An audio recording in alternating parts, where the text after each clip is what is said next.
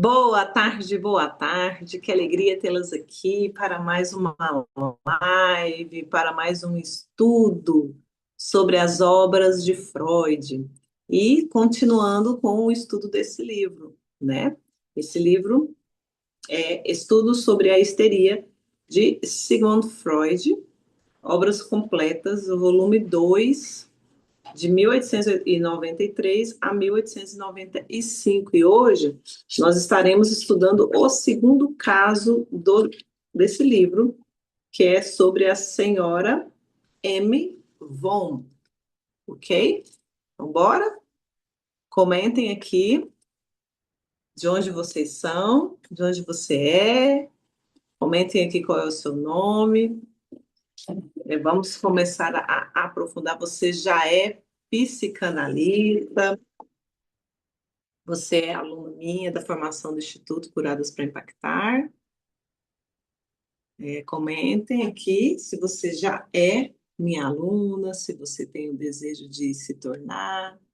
Hoje é dia 28/5, quinta-feira, e estamos aqui continuando, né, os nossos estudos. E aí eu separei um material aqui, alguns tópicos, né, que eu estarei seguindo, né? Seja muito, muito bem-vinda. Então, hoje, nós iremos, né, aprofundar em um dos casos mais importantes, né, de Freud, que é o caso da senhora M. von N. Talvez a pergunta central da aula de hoje, né, dessa nossa live de hoje, talvez a pergunta central seja: o que é que acontece com o psiquismo quando alguém vive por muito tempo, quando alguém vive por anos em estado de medo, em estado de tensão, em estado de hipervigilância emocional? O que será que acontece com o psiquismo dessa pessoa? Você que está aqui me ouvindo, né? Será que você tem, né, passado, será que você está vivendo, né, há muito tempo nesse estado de medo, nesse estado de tensão e nesse estado de hipervigilância emocional?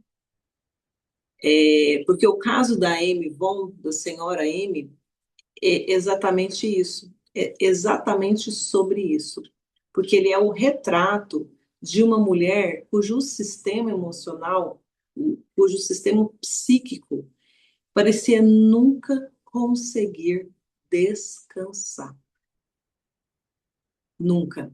Ela é uma mulher marcada por ansiedade intensa, por estados de sustos, então ela se assustava muito, por lembranças traumáticas, por medo constante, pensamentos invasivos, sofrimento emocional acumulado. Você se identificou com alguns desses tópicos aqui? Né? E foi através desse caso que Freud começou a perceber algo extremamente importante. O que foi que Freud ele percebeu através do caso? Que o sofrimento psíquico não aparece apenas como uma tristeza, né? Ele pode também aparecer como uma tensão. Ele pode aparecer como medo, como irritabilidade, como hipervigilância. Ele pode aparecer como sintomas físicos. Ele pode aparecer como desorganização emocional. Mas Carla, quem era essa senhora Von M? Senhora M. M. Von. M. Von, ela era uma mulher viúva que pertencia à alta sociedade. Freud ele descreve ela como uma mulher extremamente inteligente, só que profundamente atormentada emocionalmente. O que ela apresentava? Então, senhora M. Von, ela apresentava ansiedade, tiques nervosos, dores físicas, alterações emocionais, fobias, ataques de angústia, estados de terror, alucinações, perturbações do sono.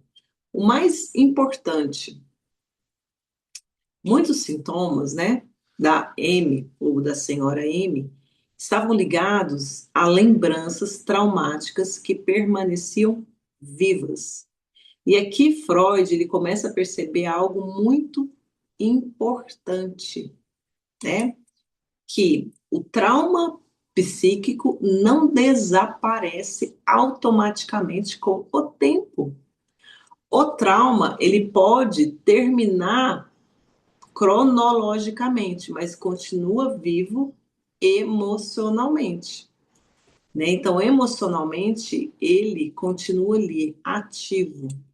E muitas vezes a pessoa ela acaba ficando em estado de hipervigilância, que era uma das características marcantes da senhora M, né? Estar em estado sempre constante de susto. Então ela vivia em alerta. Qualquer barulho a assustava. Qualquer estímulo provocava reação intensa. Então, Freud ele percebe que o psiquismo dela funcionava como se estivesse permanentemente esperando um perigo. Permanentemente, como se algo fosse acontecer. E isso é extremamente atual nos nossos dias de hoje. Você não concorda? Será que você está vivendo isso? Em estado de hipervigilância? Porque hoje nós vivemos isso. Muitas pessoas, né, emocionalmente, né, a gente vê isso em muitas pessoas emocionalmente traumatizadas. Porque elas vivem o quê? Tensas, aceleradas, hipervigilantes, sempre esperando o quê? Que algo ruim vá acontecer. E aí o corpo nunca relaxa. A mente nunca desliga. E você? Será que você está vivendo nesse estado? Será que você se identifica com isso? Quantas pessoas vivem em estado permanente de sobrevivência emocional? Elas não estão vivendo, mas sobrevivendo, né? A senhora M, como eu disse, ela apresentava dores, espasmos, contrações, alterações físicas intensas. Freud, ele começou, né? Ele começou a compreender que o corpo reage ao sofrimento emocional, né? Então, isso significa que tudo é psicológico, né? Isso, na verdade, como que eu poderia dizer? Deixa eu corrigir aqui, né? Eu acho que não é bem assim. As coisas, elas são emocionais e muitas vezes as pessoas, elas acreditam que tem que ter causa, você entendeu? E muitas vezes, na verdade, as coisas não são assim, é, não é só a questão de imaginação, as coisas não é só uma questão física. Existem questões emocionais que adoecem o físico. Existem angústias, existem conflitos que sim podem adoecer uma pessoa, né? O psiquismo influencia profundamente o corpo. Profundamente hoje, né, nós vemos muitas pessoas, né, com crise de ansiedade. Quantas pessoas que a gente conhece que tem burnout, que tem tensões musculares, pessoas com insônias, pessoas com gastrite emocional, diz, né? Gastrite nervosa, pessoas com fadiga extrema, pessoas com dores sem explicação nenhuma. Faz e faz e faz e faz exames e nada responde, nada, né? Não, tá tudo normal, não tá tudo certo. Né? Então, o corpo, muitas vezes, ele se torna o palco daquilo que o psiquismo não consegue elaborar. Então, ele se apresenta, o corpo, ele se apresenta, as dores, né, emocionais, os conflitos emocionais se apresentam como sintomas físicos. Né? Então, existe uma frase muito famosa, né, a respeito desse caso da senhora M. Ela, durante né, os atendimentos de Freud, quando Freud começava a fazer perguntas né, fazer algumas intervenções, uma vez ela usou a seguinte frase para ele, ela falou da seguinte forma: não fique me perguntando de onde vem isso. Deixe-me contar o que eu tenho a dizer. Às vezes a gente quer, muitas vezes, né, identificar já de imediato qual que é a raiz daquele sintoma. Não é muitas vezes assim? Eu conheço algumas, eu faço algumas supervisões, eu atendo algumas psicanalistas, que assim, a gente tem um entendimento que tudo, né, acontece na nossa infância, que a raiz está lá. Então, se existe um sintoma, existe uma raiz. E a gente fica muito querendo, ansiosas, querendo já encontrar a raiz desse sintoma, né? E essa frase ela foi extremamente revolucionária, porque que Freud ele começa a abandonar um método, né, excessivamente diretivo. E aí nasce algo gigantesco, né? O que é que nasce, né? A escuta psicanalítica. E aí Freud começa a perceber que o paciente ou a paciente precisa falar livremente. E aqui nasce o quê? A associação livre. É importante a gente fazer perguntas? Sim, é importante, mas a gente tem que ter cuidado. A gente não sobrecarregar o outro com muitas perguntas, porque senão você vai ficar cortando o raciocínio, cortando a associação livre e cortando, né, esse falar livremente. E enquanto a pessoa vai falando, né? Lógico, naquele momento que você perceber que é importante você intervir e perguntar, sim, mas cuidado para não ficar excessivamente como um questionário, uma entrevista, como um interrogatório. Por quê? Porque você encerra, né, a associação livre. E a pessoa tem que ter livre, né? Ela tem que acessar o inconsciente livremente, né? Porque até então Freud ele utilizava o quê? A hipnose, as perguntas, as induções, mas só que a senhora M, ela começou a ensinar algo importante para Freud. E aí o que que ela ensina? Que o psiquismo ele possui um caminho próprio, né? Quando o paciente ele fala livremente, o inconsciente ele começa a aparecer, né? Então, isso mudou completamente a clínica. A psicanálise nasce quando o sujeito ganha espaço para falar sua própria verdade, sem direção, sem indução, e aí só falar. Como foi sua semana? Deixa ele falar. Como foi seu trabalho essa semana? E a pessoa vai falar, vai falar, vai falar, vai falar. E aí, quando você perceber que a pessoa já encerrou, está encerrando, você traz uma outra, né? Aí você indaga uma outra pergunta, você complementa uma outra pergunta, mas cuidado para você não se tornar uma detetive que está investigando, tá bom? Já usei muito isso, né? Em muitas aulas, em muitas lives, né? Porque, querendo ou não, nós somos uma investigadora, né? Nós estamos ali para investigar o inconsciente do outro. Mas a gente tem que ter muito cuidado para que a gente não seja também um bloqueio, uma barreira gerar resistência no outro e impedir que o outro realmente fale aquilo que ele gostaria de falar livremente. Então, Freud ele percebe que muitos sintomas de M eles estavam ligados a cenas traumáticas específicas, né? Eram lembranças carregadas de medo, lembranças carregadas de terror, lembranças carregadas de angústias e de sofrimentos intensos. Então, essas cenas, elas permaneciam emocionalmente ativas.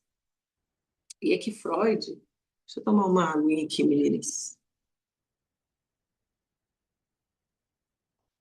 E é que Freud, ele aprofunda algo fundamental, que a memória traumática, ela não funciona como uma memória comum, né? Ela não é como uma memória comum, ela permanece viva. Que existem lembranças que o tempo não consegue apagar, porque elas continuam emocionalmente abertas, né? E aí Freud começa a perceber. O que ele percebe? Que o psiquismo possui limites. Quando o excesso emocional ele ultrapassa a capacidade de elaboração, o sujeito adoece. E isso é extremamente importante, porque nem sempre o sofrimento ele vem apenas do evento. Guarda isso aqui, pega a caneta. Tá com a caneta na mão, caderno, anote isso, anote, né? Nem sempre o sofrimento ele vem do evento. Muitas vezes vem do excesso emocional acumulado. Carla, o que é isso? O que você quer dizer com isso?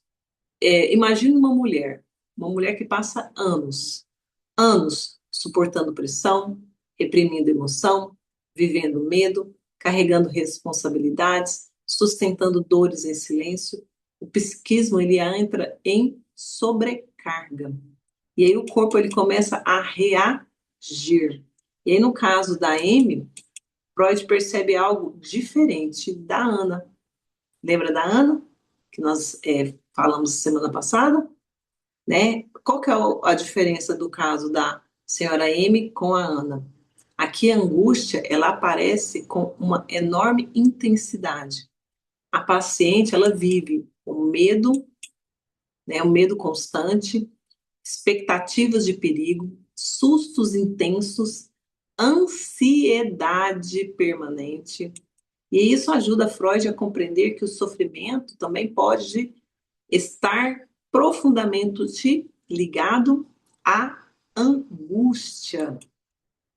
Que a angústia, muitas vezes, ela é o grito silencioso de um psiquismo sobrecarregado, né? Então, Freud ele percebe que muitas emoções da senhora M, elas não encontravam o que, Carla? Elas não encontravam elaboração.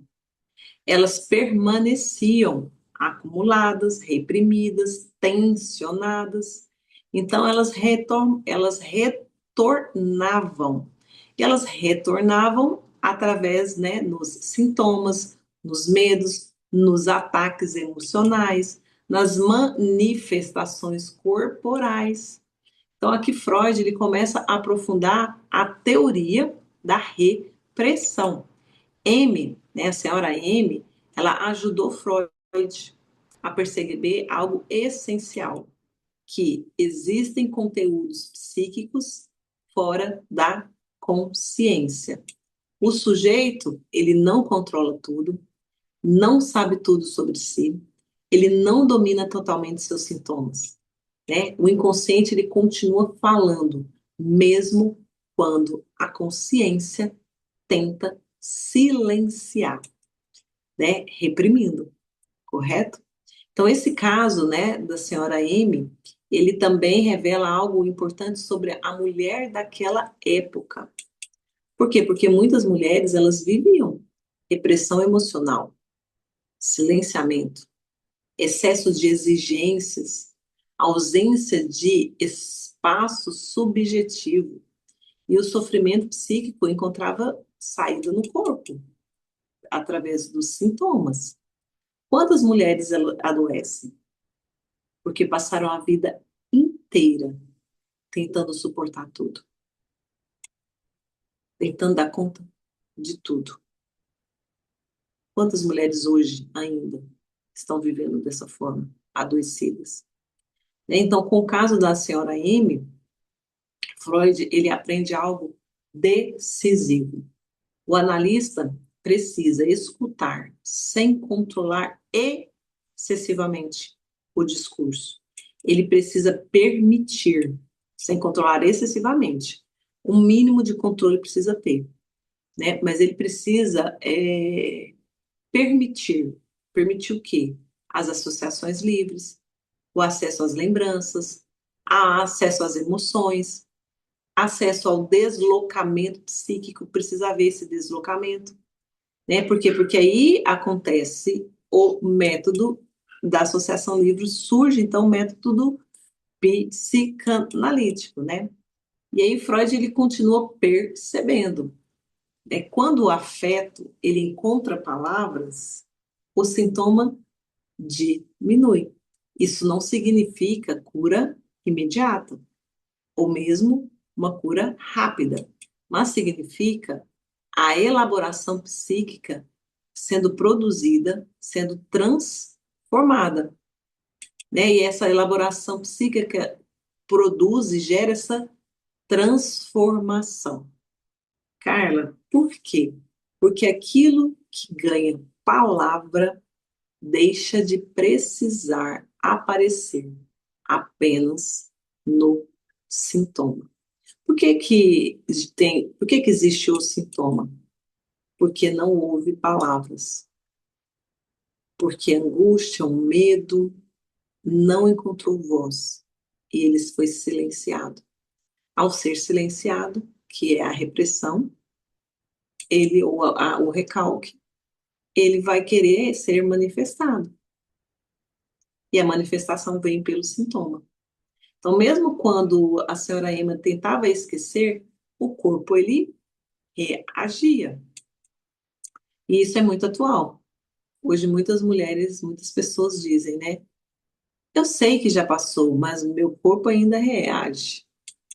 Por quê? Porque o trauma não é apenas racional, ele também é corporal e emocional, né? O caso da senhora Amy Von, o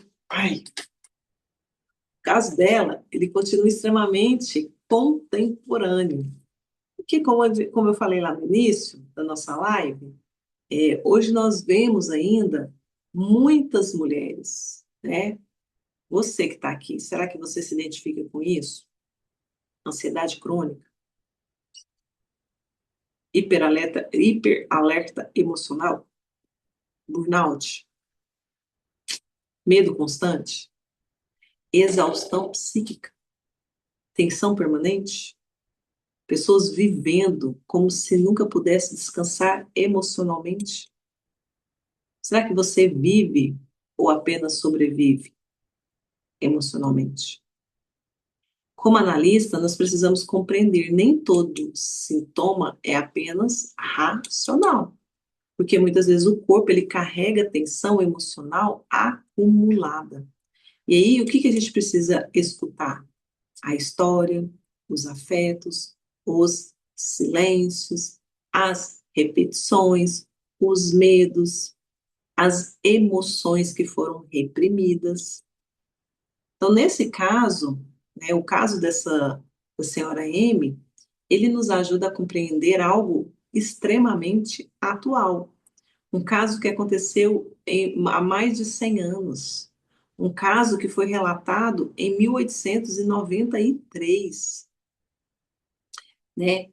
Muitas mulheres, né? Existem muitas mulheres emocionalmente sobrecarregadas, frequentemente continuando funcionando, mas internamente elas estão o quê? Elas estão quebradas, elas estão em colapso. Nem toda mulher forte está saudável. Às vezes ela apenas aprendeu a sobreviver. O caso de Amy, ele foi fundamental, e ele é fundamental, né? E na época ele foi fundamental, por quê, Carla? Porque ele ajudou Freud a abandonar perguntas excessivamente dirigidas, e ele aproximou Freud da associação livre. Aí esse caso ele permitiu que Freud ele pudesse aprofundar o estudo da angústia. Esse caso ajudou o Freud a fortalecer a ideia do inconsciente. O caso da senhora M mostrou para Freud a importância da fala espontânea. Esse caso ele ajudou Freud a compreender que o sujeito ele possui uma verdade psíquica própria, né? Talvez uma das perguntas mais profundas da nossa live de hoje, do nosso estudo, né? Do nosso estudo de hoje, seja: quais emoções você vive carregando há anos sem perceber o peso delas? Hum? Quanto do seu cansaço é físico? Quanto é emocional? Quantas pessoas vivem funcionando, mas internamente vivem em estado permanente de alerta? Hum? E para a gente poder concluir a nossa aula, que nós já estamos indo para o final dela, da nossa live, o caso da senhora M, ele nos mostra que o sofrimento emocional prolongado, ele produz efeitos profundos. Onde? No psiquismo e no corpo. E aí Freud ele começou a perceber que o trauma, ele permanece vivo. O afeto reprimido continua ativo. A ansiedade, ela pode dominar o sujeito. O corpo, ele manifesta tensão psíquica. A fala possui função terapêutica e principalmente, né, o paciente precisa ser escutado em sua singularidade.